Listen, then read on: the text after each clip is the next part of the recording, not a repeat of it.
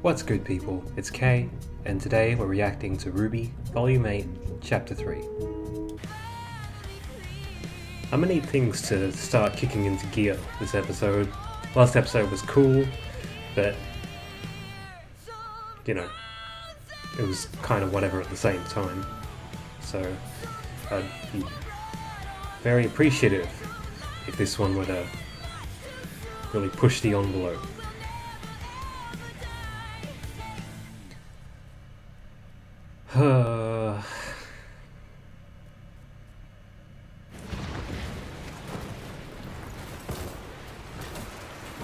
What's happening?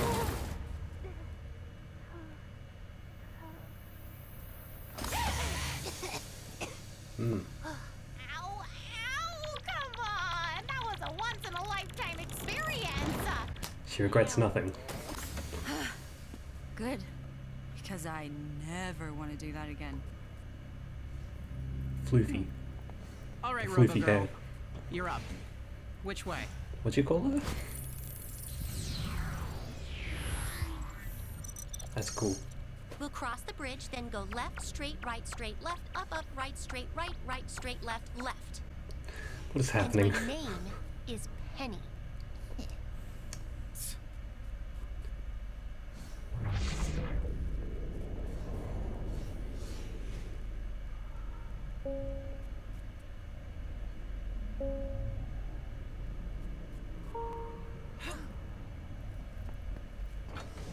Well, Captain knows what's going on up there. They can't get close to that storm without getting shot right out of the air.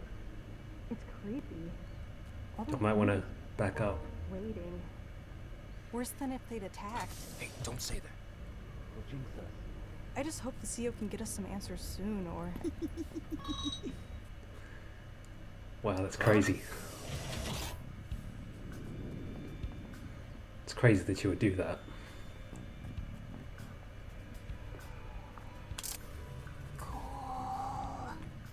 Penny Inspector Gadget out here. Welcome back, Dr. Polendina. All right. Where to next, Penny? Right through Central Command. Of course. I can't maneuver us through all that. Do not worry. RWBY is capable of traveling at an extreme velocity from one point to another by breaking herself down to her molecular components, thus negating her mass, and then reassembling them at the destination, theoretically making it possible for her to transport all of us in the same way, as mass no longer matters. What? You can use your semblance on all of us. Did Penny just figure that out before you did? Like, she knew you were a faunus before I did. See, that's crazy. That's crazy. Apologies for the delay. There's so much to say. Been busy. That was wild. Have you made any progress? I'd hate for us to have to try motivating you again. Given what we're after, I've got all the motivation I need. Offering a massage, bro? Sadly, it doesn't make taking down Pietro's magical science project any less cumbersome. Oh, I trust you can come up with something. Oh, the trust is palpable. Speaking of the man, are you aware that dear Dr. Polendina is gallivanting around your military compound? Unless, of course, someone else is using his credentials. A security threat has been detected in the compound. Status alert level 3. Red. Lockdown initiated. Authorization granted to handle any threats with lethal force. You've got to be joking. The pneumatic tubes have all been closed off. We're trapped. We passed a hangar. I can hijack an airship and get us off this floating rock. Wait. You're We supporting? can still succeed. We are so close.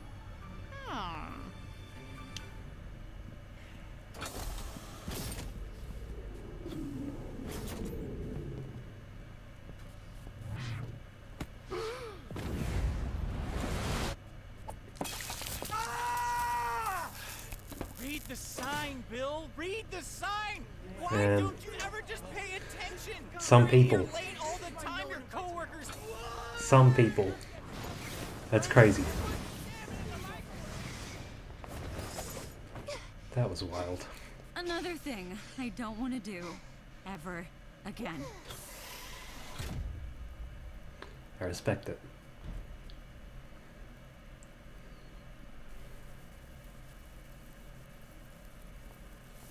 Stand back, please.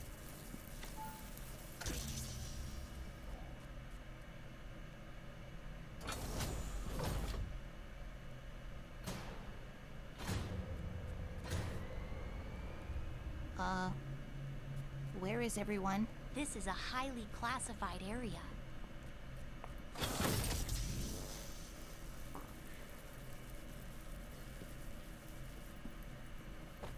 That's a very deliberate cut.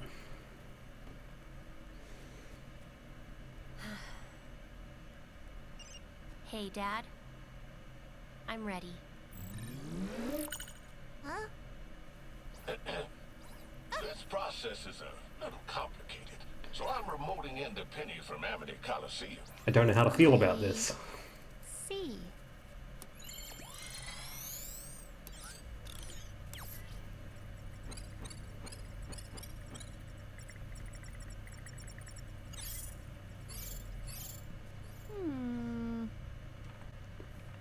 Blake, please. I hope the others are okay. I've never seen Yang and Ruby fight like this. Don't worry. They're sisters. Sometimes sisters just have very different ideas about what's right. Yeah, they'll be fine. Jean's a great leader, Oscar's grown a ton, and Yang is more than capable of protecting them all in a fight. Oh, and of course Ren is... Don't even have to try. I don't know what he is. Mm-hmm. Every time I think the two of us are making progress, We've been together our whole lives, but I feel like I understand him less now than ever. And I don't know if that's his fault or mine. When you've been at someone's side for so long, after a while they become a part of you. But that's just it. They're only a part of you. Don't forget about the rest. I don't actually know who I am. Without Ren. Pretty sad, huh? Well, maybe take this opportunity to find out. Do something only Nora can do. Like what? Be strong and hit stuff? It's a good start. I just have to... There! Downloading the cloned imprint now. When Penny gets to Amity, we'll run the launch sequence. Amity's computer will try to connect to the General's terminal, but get Penny instead. And after the launch, I'll return to help you all with the evacuation. About that, Penny. When Amity goes up, I think you should be on it with Maria and I. But they need me here. Right? Well, if you stay far out of Salem's reach, then she can't open the vault. She can't get to the relic. So, maybe it is for the best. We should probably head to the hangar. I guess we all have to do some things we would rather not. Hello, kids. Well, well, well. Time to come home now, Penny. So your first time losing to us wasn't enough? We were holding back. We have all said some things we regret, but please, hear me out. I know you thought you were doing the right thing when you left with the Maiden Power, but Salem is here now. Things have changed. If General Ironwood plans to leave Mantle behind, nothing has changed. I thought you were supposed to protect the people, not hurt them. I would never hurt anyone. Well, Winter's in critical condition because of you. And you repaid her by stealing the power that should have been hers. But taking the Maiden Power was the only way to If you keep stop... refusing to do the right thing, people in Atlas and Mantle are going to die. You could stop all of this, Penny. Just open the vault, hand over the relic, and you'll save Atlas. But it won't save Atlas. Salem will find her way to the relic no matter where you go. Once Ironwood opens the vault, the relic is as good as... One more word, and I'm throwing you in jail right next to your uncle, Runt. Leave her alone. And what are you gonna do about it, Tin Can? You realize she's made it. Oh. do that. Is it going down?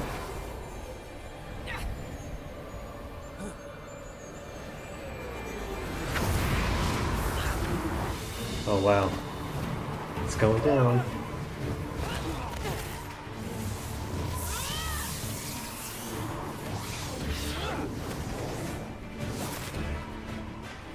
You will not hurt my friends!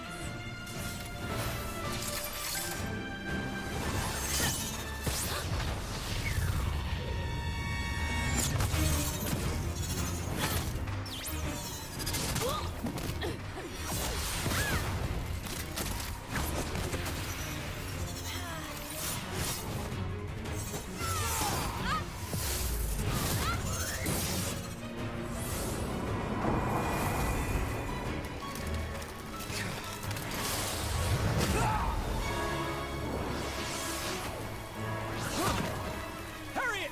Help!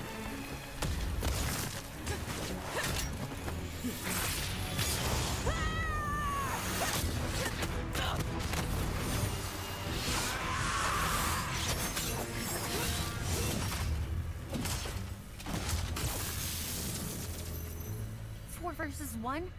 Cowards. Penny's the Winter Maiden. I'm sure she can hold her own for a little bit. For a little bit. These powers are still new to her though. I think that's what we're seeing.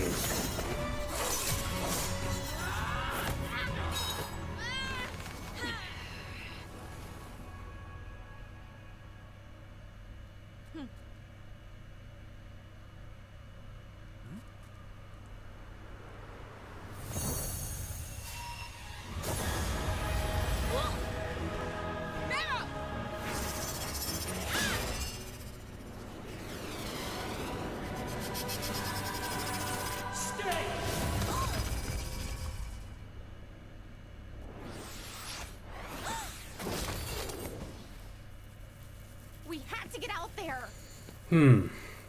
Be strong Very interesting. and hit stuff. Nora, wait!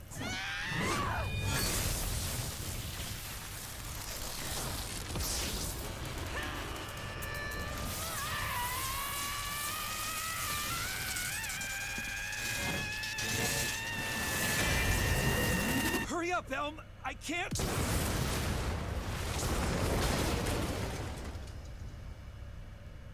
That was pretty cool.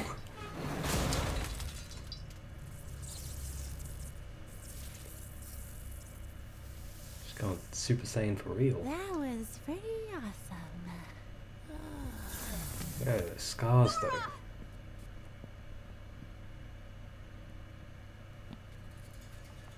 Damn it! That was our chance! I need all available squads to converge on... Wait. I have a message for your operatives.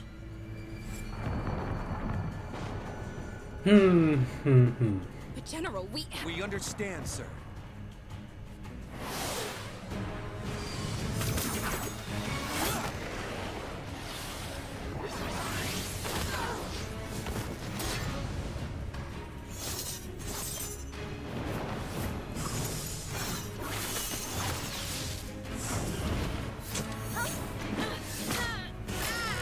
Ow.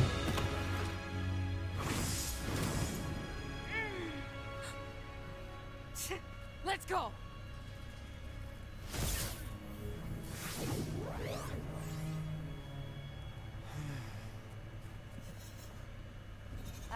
That was very suspicious. Yeah, no kidding.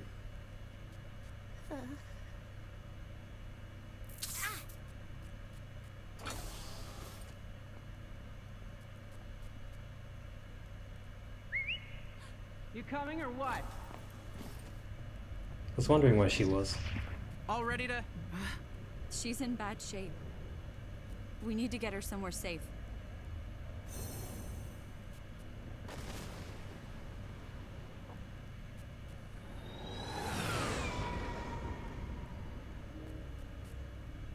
I'm so sorry.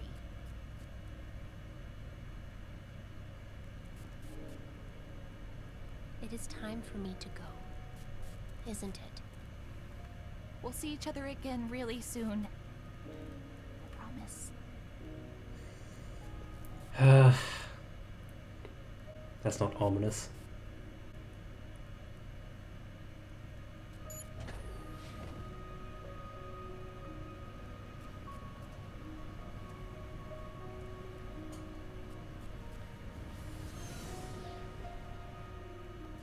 Good work. Good work would have been capturing Penny. Well, you know what they say. If you can't beat them, then make them join you. Wow, that doesn't make intentions obvious at all, does it? Oh man. What to say, what to say. This was a good one, you know? While in the 4th and 5th seasons the split storylines became increasingly problematic, the use of it in this season seems promising so far. Now, is that because this episode is giving us the most interesting ensemble to follow? I can't deny that's probably a big part of it. Having Yang, Ren and Oscar together makes their team a bit more angsty, while the interplay between the members of RWBY's group is a bit more dynamic, not as stilted, so there's that. Not to mention that the presence of Penny provides higher stakes at face value, although Oscar's situation is a special circumstance that might kick the other group into something other than relentless soldier cosplay. I say all that to say that I'm keeping an open mind about returning so hard to this split style of storytelling, but there are certain factors to consider when we judge how well it may or may not be working in the coming weeks. That is, unless the whole squad links back up before the halfway point of the season. At that point it would become irrelevant, but I digress. I had two main takeaways from this episode. The first was that it reinforced the idea of this whole battle being the chess match between Ironwood and Salem. I'm making an obvious reference to an obvious metaphor from the season's opening, but now that this episode gave us Ironwood making his first big move of the season, it's time that we actually dive into this metaphor. We've spent a lot of time with Ironwood at this point. We've seen him be reinvented into the ultimate pragmatist and the ultimate protectionist. He reminds me a bit of Danzo from Naruto. And so it was not a shock to see him putting Watts to work. I'm sure I wasn't the only one to draw that conclusion from the relevant scenes in the last episode, but more than anything else, I drew it because it just struck me as a good fit for what his character is right now. And also for Watts, but that's beside the point. It also makes it pretty clear that while he isn't underestimating the squad and expects them to interfere in his plans, he doesn't actually have that much animosity towards them, and he's not letting them derail his larger focus. We'll see if that holds, but my point is that he isn't doing anything really extracurricular. He would have gotten involved with Penny regardless of if she were alone or with the squad, because she falls within his focus. Now that he's made an inroad with Penny, it wouldn't shock me if he decided to just leave the squad to do whatever. I'm not saying that will happen, but the explanation for it would be pretty straightforward. Enlisting Watts and doing whatever he has to do to reach the staff is all in his gambit. He recognizes that fending off Salem is all about these kinds of gambits paying off. Of course, his strategy is based on the misguided premise that Salem will just watch the city of Atlas fly away and not have any kind of capacity to counter it. It's not like he's secretly building the Halo ring or the Mass Effect Crucible. From what we know so far, the best he can shoot for with this strategy is buying a bit more time. There doesn't seem to be much else after that. Salem is just going to cut through Atlas like warm butter, isn't she? My other major takeaway is to do with Penny and Nora and the power that they possess, because we got something of a reality check with both of them in this episode. Yes, Penny would have lost even faster to the Aesops if she weren't a maiden, but it doesn't seem like she adapted all that well to combining the power with her own combat style. Was that more to do with the capacity of the Aesops to hit her with a bunch of variations and adjustments at the same time? I think that was probably more of what swung the fight, and I would give her that benefit of the doubt. But I was one of the people who thought Penny would hit God mode or something with the maiden power, so it still put me back in my box. We also hadn't really seen her fight close combat at any point in the series, so this episode gave her a bit of a stress test in that realm. Let's just say I don't want to see her fight someone like Tyrion. I could see those kinds of matchups being bad for her, if she doesn't use the maiden power in an optimal way, of course. As for Nora, she's never been one of my favourite characters, but she's never been one I've actively disliked. She's always felt like a supplemental figure, someone who doesn't get a lot of story attention, particularly when she's running solo. I love the things she said about herself in this episode because it felt like opening another layer of character. The things she said here, I had never given them much thought in the past because I'd never thought of her as a singular person. If anything, the events of Volume 4 and Volume 5 made her and Ren seem like even more of a package deal because they were so important to each other so early in their lives. Why would you ever think about either of them as distinct or separate from each other? Then Volume 7 happened, and in the midst of them confirming their romance, they each began to drift apart. Ren activated a lot of that tension, as he was the one turning into the angsty militant guy, but while that was happening, Nora was growing more into herself, finding more of her own voice. While I personally found her to be aggressively naive at that midpoint of the season, I can't say that she hasn't stuck to her convictions. If anything, that naivete comes from what I see as just her being incredibly honest, and I can respect that. I'm choosing to say all this now because given what we know about the time span of Volume 8, it's hard to see her having too much of an impact going forward. What she did was badass and she showed herself and everyone else what she was made of. She maybe even removed some death flags from herself in the process. We can only speculate about what will happen to Penny in the long run, but for now she's still hanging around because of Nora's intervention. Big claps for her. Feels like my brain is trying to drill its way through my forehead. Let's just get to some observations. The explanation of RWBY's semblance was both unexpected and welcome. If there is a single right way to deliver this kind of brain-bending exposition, it's through a penny animatic. No matter where you go, workplace buffoonery will always follow. Blake was a big vibe in this episode. Here she is, spinning in an office chair like a 10-year-old. Ain't she great? There's a lot that could be said about the idea of speaking to someone through Penny, but maybe we'll just leave that where it is.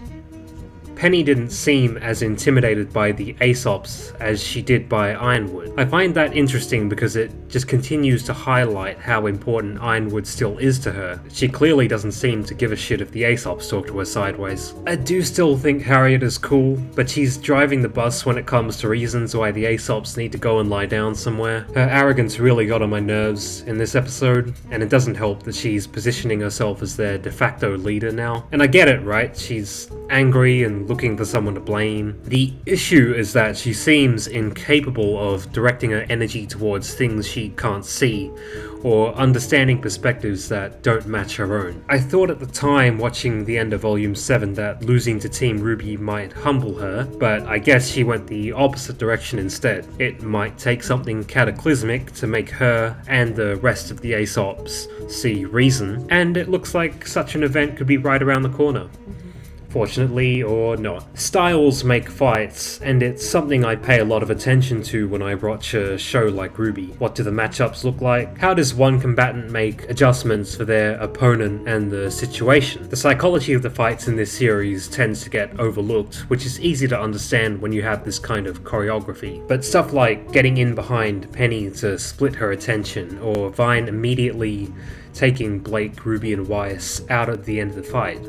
It sounds small, but it's all important, you know? Behind all the flashiness, at the most basic level, you need reasons why combatants move and act the way they do. I'll always tell people to look at Raven versus Cinder at the end of Volume 5 as one of the best examples of fight psychology at work in this series. I want to say that Nora's scars look pretty cool on a purely aesthetic level, but still, it's pretty intense. Regardless of it being true to life, it's an interesting design choice. Just because it's also interesting that she got scars from this surge, but not any of the others she's channeled in the past. But whatever. There were a few ominous signs in this episode. Some paid off quickly, like Nora and the shield, but RWBY saying goodbye to Penny again gave me bad vibes about what might happen the next time they see each other.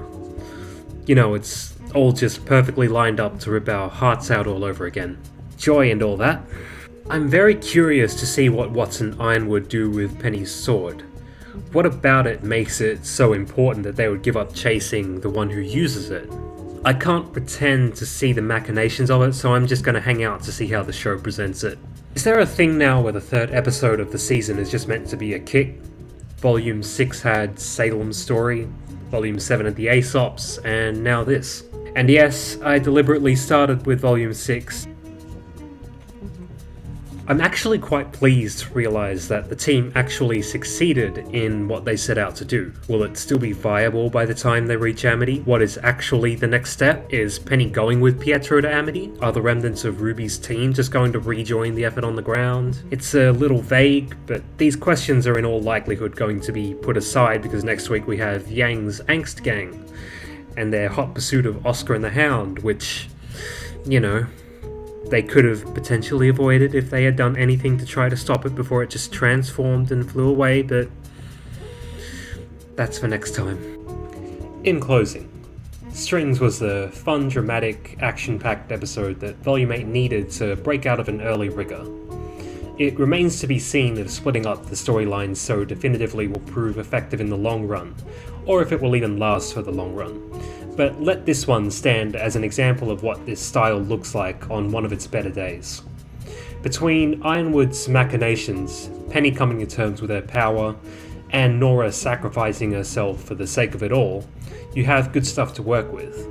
Throw in the Aesops, RWBY's Amity plan, the first real fight of the season, and all this other vibrance, and look at that, you have a banger. But yeah, that's how I'm feeling on it. Thanks for watching.